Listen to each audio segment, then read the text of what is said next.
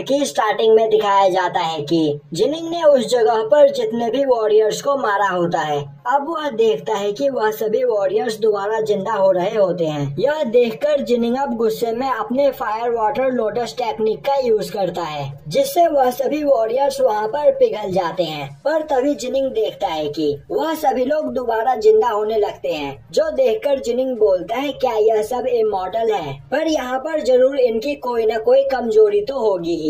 और तभी वह वॉरियर्स दोबारा जिनिंग पर अटैक कर देते हैं, जो देखते ही जिनिंग दोबारा उन्हें मारने लगता है। और अब वह देखता है कि इस बार यह सभी वॉरियर्स पिछली बार से काफी ज्यादा कमजोर होते हैं। अब यह देखकर जिनिंग समझ जाता है कि यह सभी वॉरियर्स अपने पावर से अपने आप को रीजनरेट कर रहे हैं, जिससे यह सभी धीरे धीरे कमजोर होते जा रहे हैं। तो इन्हें हराने के लिए जिनिंग को इन सभी वॉरियर्स के बॉडी के अंदर की पूरी पावर को खत्म करना होगा, जिसके बाद जिनिंग एक एक करके उन सभी वॉरियर्स को मारने लगता है।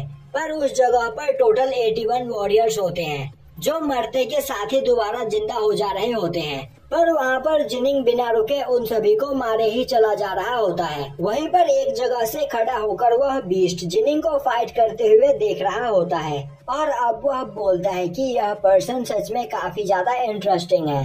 अब हमें दिखाया जाता है कि अपने मैंसन के अंदर जिनिंग के मॉम और डैड आपस में बात कर रहे होते हैं। और तभी जिनिंग की मॉम बोलती है कि साओ बाई ने यहाँ पर हमें बताया कि जिनिंग ने एक रात के अंदर ही water and fire lotus technique को मास्टर कर लिया।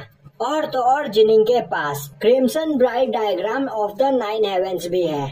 तो अगर जिनिंग उसकी पावर को मास्टर कर ले तो वह हमारी फैमिली का सबसे पावरफुल वॉरियर बन सकता है। तभी जिनिंग का फादर बोलता है तुम हमेशा से ही जिनिंग की काफी ज्यादा चिंता करती आई हो, और इसीलिए तुम्हें लग रहा है कि जिनिंग के लिए इतना ही सब काफी है।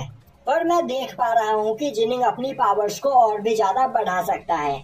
उसके पास एक नेचुरल टैलेंट है। जिनिंग काफी ज्यादा पावरफुल बन सकता है, पर उसकी बस एक ही कमजोरी है, वह मेहनत करना नहीं चाहता है। और जिस दिन वह अपनी इस कमजोरी को दूर कर लेगा, वह मुझसे भी ज्यादा पावरफुल बन जाएगा। तभी उस जगह पर साओ बाई भी आ जाता है। अब दिखाया जाता है कि जिनिंग उस केव के अंदर उन सभी वॉरियर्स को मार चुका होता है, और अब उन वॉरियर्स के अंदर इतनी पावर नहीं बची होती है कि वह अपने आप को रिकवर कर सके। वहीं पर उन सभी वॉरियर्स से फाइट करके जिनिंग भी काफी ज्यादा थक चुका होता है। और अब वह बोलने लगता है कि आखिर मैं इस जगह पर क्यों आया, और तो और अभी मुझे यहाँ पर 2 और टेस्ट देने हैं। पता नहीं आखिर वह दोनों टेस्ट कितने ज्यादा खतरनाक होंगे। जिसके बाद वह एक जगह पर बैठकर अपना खाना खाने लगता है। वहीं एक पत्थर के पीछे से छिपकर वह बीस्ट उसे देख रहा होता है। दूसरी ओर साओ बाई जिनिंग के फादर को उस स्काई स्नेक और सी हुआ के बारे में सब कुछ बताता है। तभी जिनिंग का फादर बोलता है वह वहाँ पर अपनी मर्जी से नहीं गया, बल्कि जिनिंग की किस्मत में उस जगह पर जाना लिखा हुआ था। और अब या तो उस जगह से जिनिंग बर्बाद होकर वापस लौटेगा, या फिर सबसे ज्यादा पावरफुल बनकर। तभी साओ बाई बोलता है मुझे भी जिनिंग पर पूरा यकीन है कि वह वहाँ से सक्सेसफुल होकर वापस लौटेगा, क्योंकि मैंने उसे अपनी टेक्निक की प्रैक्टिस करते हुए देखा है। उसने बस एक लेक में कुछ कमल के फूलों को देखकर ही उस फायर लोटस टेक्निक को बना लिया था। वह सच में एक जीनियस है।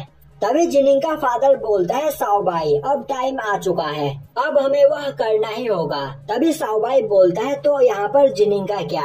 तभी जिनिंग का फादर बोलता है उसके बारे में भूल जाओ और यह सोचो कि उसके इस जगह पर आने के बाद क्या होगा। अब यह सुनकर साओ बाई वहाँ पर काफी ज्यादा सीरियस हो जाता है।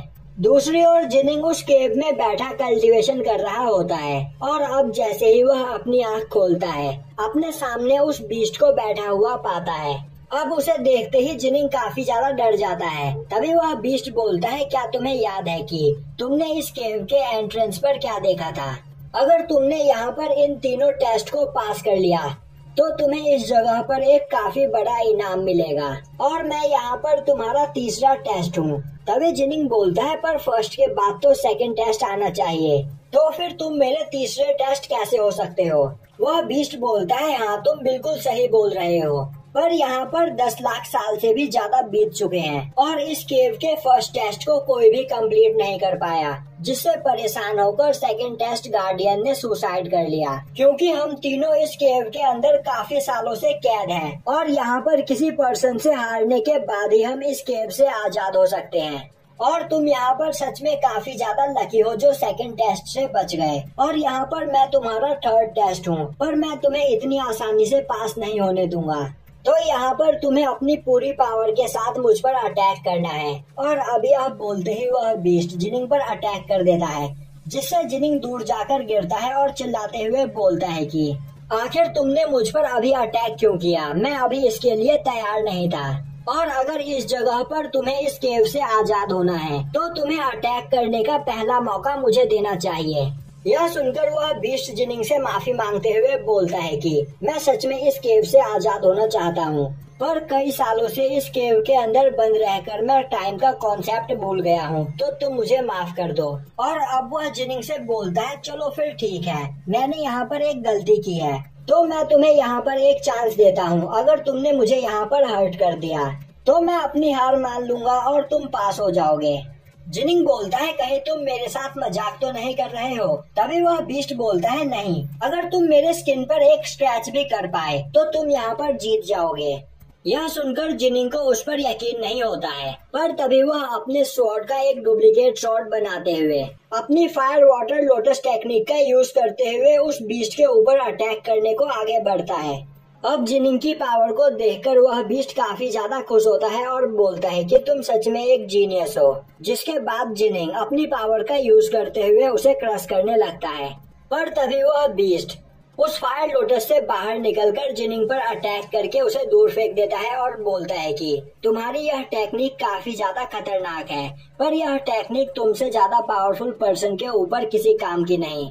तभी जिनिंग बोलता है अभी यह गेम खत्म नहीं हुआ है, और अब वह अपने दोनों स्वॉर्ड का यूज करते हुए फ्लोट ऑफ वाटर टेक्निक का यूज करते हुए उस बीस्ट की ओर आगे बढ़ता है। अब जिनिंग की इस टेक्निक से वहाँ पर एक काफी बड़ा ब्लास्ट होता है, जिसे देखकर जिनिंग को लगता है कि वह जीत गया, पर तभी वहाँ से धूल हटने के बाद वह देखता है कि वह बीस्ट उसी जगह पर वैसे ही खड़ा होता है। अब यह देखते ही जिनिंग गुस्से में अपने स्वॉर्ड को फेंक देता है और बोलता है कि यह तो चीटिंग है, तुम यहाँ पर मुझसे काफी ज्यादा पावरफुल हो और मेरे सबसे खतरनाक टेक्निक का भी तुम पर कोई भी असर नहीं हो रहा है।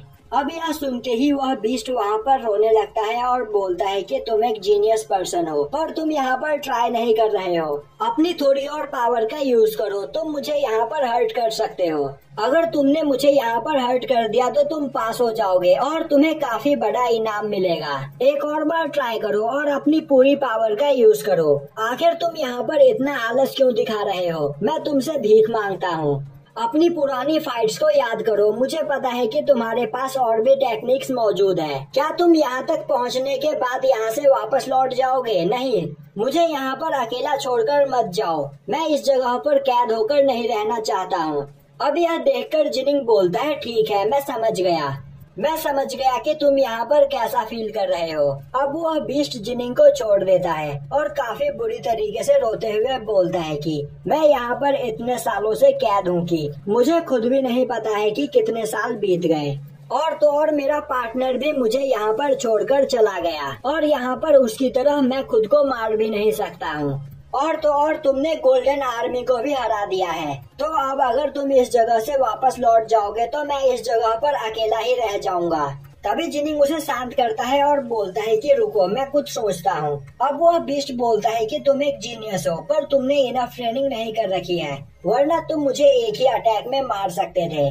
तभी जिनिंग बोलता है मैं तुम्हें यहाँ पर मारना नहीं चाहता हूँ, तो क्या तुम इस जगह पर खुद को नहीं मार सकते हो? वह बीस्ट बोलता है मैं इस जगह पर खुद को हर्ट कर सकता हूँ, पर खुद को मार नहीं सकता।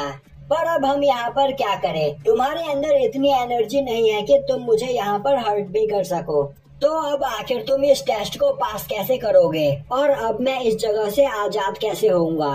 तभी जिनिंग बोलता है मेरे पास यहाँ पर एक आइडिया है, अपना हाथ आगे लाओ और अपने हाथ को रिलैक्स रखो। अब वह बीस्ट ऐसा ही करता है। तभी जिनिंग देखता है कि उस बीस्ट के नाखून काफी ज्यादा खतरनाक होते हैं, जिसके बाद जिनिंग उस बीस्ट की एक उंगली को पकड़कर उसी के नाखून से उसे स्क्रैच कर देता है और बोलता है कि मैंने यहाँ पर तुम्हें हर्ट कर दिया और मैं यहाँ पर जीत गया। यह देखकर वह बीस्ट बोलता है आखिर तुम यहाँ पर इतने खुश क्यों हो रहे हो। जिनिंग बोलता है मैंने तुम्हें हर्ट कर दिया तो मैंने यहाँ पर तीनों टेस्ट पास कर लिए हैं। तभी वह बीस्ट बोलता है नहीं, यहाँ पर मैंने खुद को हर्ट किया है, वह भी अपने नाखूनों से। जिनिंग बोलता है नहीं, नाखून भले ही तुम्हारे थे पर मैंने तुम्हें हर्ट किया है। और तुमने मुझसे कहा था कि मुझे बस तुम्हें एक स्क्रैच देना है जिसके बाद तुम मुझे पास कर दोगे। तभी वह बीस्ट बोलता है पर ऐसा कैसे हो सकता है। यह सुनते ही जिनिंग बोलता है क्या तुम्हें इस केव के अंदर और हजारों सालों तक कैद रहना है। यह सुनते ही वह बीस्ट हंसते हुए बोलता है नहीं नहीं, तुम जीत गए और अब से तुम मेरे न्यू मास्टर हो।